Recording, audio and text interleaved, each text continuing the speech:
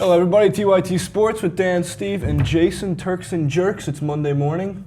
Gotta love Week 11 in the NFL. Dan, we're gonna start with you. Who is your Turk of the weekend? My Turk of the week is AJ Green.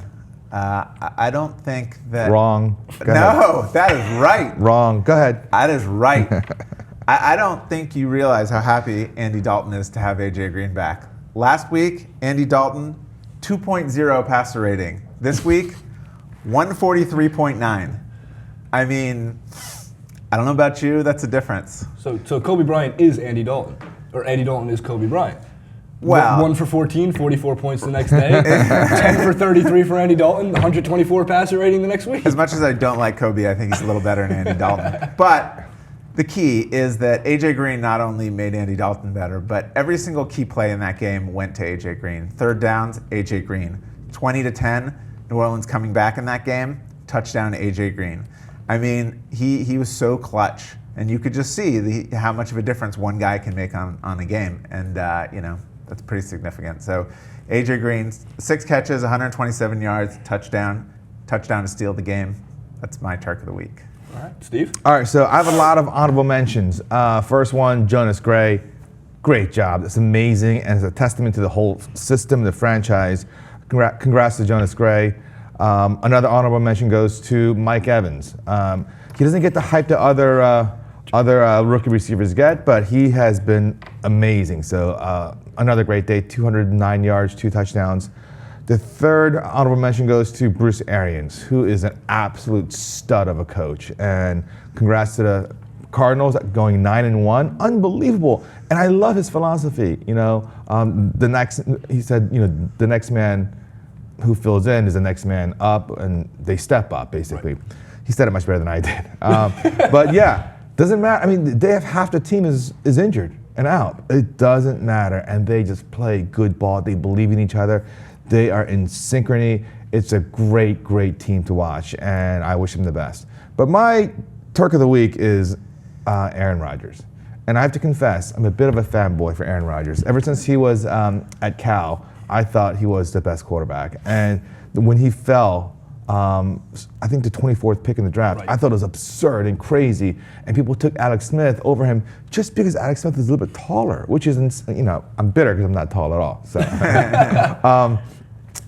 so Aaron Rodgers is running that team, and he's running it like a freaking machine. I mean, they are now popping up 50 points a game, and the throws are incredible. I've never seen a combination of any combination in any quarterback of the skill set that he has.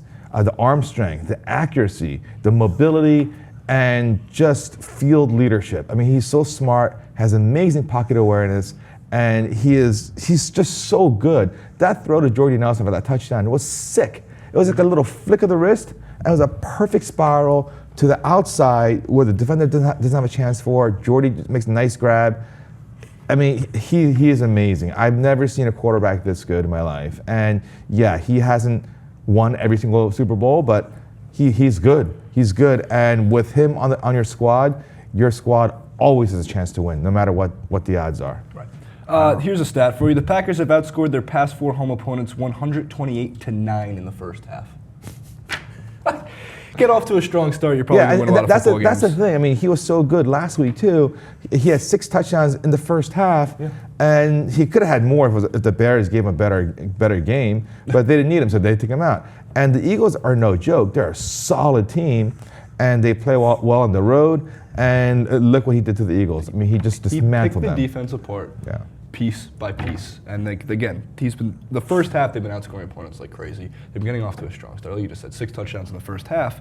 But when watching Aaron Rodgers, I mean, he said relax, what was it, week 3? When they started 1-2? Relax, take a step back. He's been almost unstoppable since he said it. Yeah. We gotta love a man of his word. He's also, I believe, dating Olivia Munn. Everything's going right for Aaron Rodgers right now. Aaron's having a good season. He's having a good season. As for my Turk, I'm sure you guys remember when the Patriots got blown out on Monday Night Football against the Kansas City Chiefs. I do recall that game. Yeah, everyone recalls that. And then the next day, everyone wrote their obituary, remember? And they wrote their obituary, grab your shovels, we're going to start pouring the dirt over Tom Brady. Okay, well now the Patriots, besides the Arizona Cardinals, are hands down the best team in the AFC. I don't think there's any, AFC. there's the argument the Cardinals and the NFC are a better team, but have we not seen this happen before with the Patriots? Like, it just, all of a sudden it's 4-2, then it's 5-2, and now they're 8-2, going into week 12 of the season.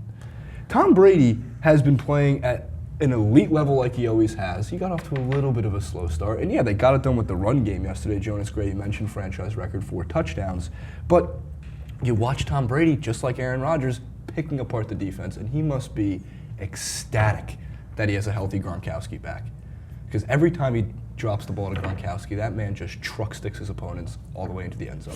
Yeah, I mean, I don't want to get into the whole debate again, but my belief is that Tom Brady is the best quarterback in NFL history. The way he makes things work with spare parts from leftover guys like Brandon LaFell, who was never that great, Julian Edelman, Tim Wright. Like whoever, I mean, the one year he has Randy Moss, he breaks records, and that year they were so close to winning the whole thing, and those series of crazy events in the Super Bowl made them not win. But whatever, he's amazing, and yeah, and I hate Bill Belichick, and I'm not a Patriots fan, but I have to respect them. You have to. He's one of the best coaches, probably top 3 coach of all time. Yeah. So when does Brady go down? I mean, how many more years before he disappears? Before he just starts, he's not going to disappear, but how many more years before he starts declining? Until he retires. Which is what, 40? Maybe. I mean, when I look at Tom, I look at Peyton Manning the same way. When's Peyton Manning going to decline? He got his bad neck injury, then all of a sudden he comes back and he starts putting up record season. Then he's back this year. Yeah, they had a bad game against the St. Louis Rams, but the Broncos are still up there as one of the best teams in the I NFC. think guys like Brady and Manning can last a long time. With the new NFL rules that protect the quarterback, and the league turning into more of a passing league, I think they could be effective for another 4 or 5 years. So you think 42 for Tom Brady? Yeah. Wow. Yeah. I believe it. What did Vinny Testaverde play till he was 40?